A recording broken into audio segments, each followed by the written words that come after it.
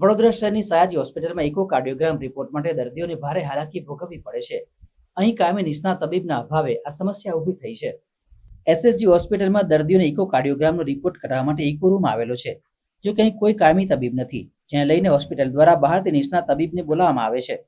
જો કે બહારથી તપાસ માટે આવતા તબીબના અનિયમિત સમયને કારણે સયાજી હોસ્પિટલમાં દર્દીઓ ઇકોકાર્ડિયોગ્રામ રિપોર્ટ કરાવવા માટે ભારે હાલાકીનો સામનો કરવાનો વારો આવે છે. ઘણીવાર તબીબ રજા પર હોવાના કારણે દર્દીઓને ધક્કા ખાવા પડે છે, તો ઘણીવાર તબીબ સમય નહીં આવતા દર્દીઓને લાંબી કતારો લાગે છે. અહીં સૌથી મહત્વની બાબત એ છે કે મુખ્યત્વે હૃદય સંબંધિત રોગો માટે ઇકોકાર્ડિયોગ્રામ રિપોર્ટ કાઢવામાં આવતો હોય છે, જેના કારણે હોસ્પિટલમાં ઇકોકાર્ડિયોગ્રામ રિપોર્ટ કાઢવા માટે આવતા મોટાભાગના દર્દીઓ હૃદય સંબંધિત રોગો ધરાવે છે અને આ જ દર્દીઓને ભારે મુશ્કેલી વેઠવાનો વારો આવે છે. મેં સ્ટ્રેચર લઈને આવી હતી ઇમરજન્સીમાં, કશું સ્ટ્રેચર નહીં મળ્યું અને હમણાં સ્ટ્રેચર પછી ઉતારી દીધા, લઈ ગયા અને હવે અંદર નંબર પહેલો હતો છતાં બી અમને નથી લેતા.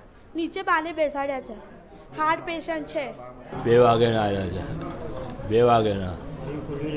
ના નહીં ખોલ્યા હજુ તો. એ કહે ખોલતા 3 વાગે ખોલ્યો જ નહીં હજુ તો.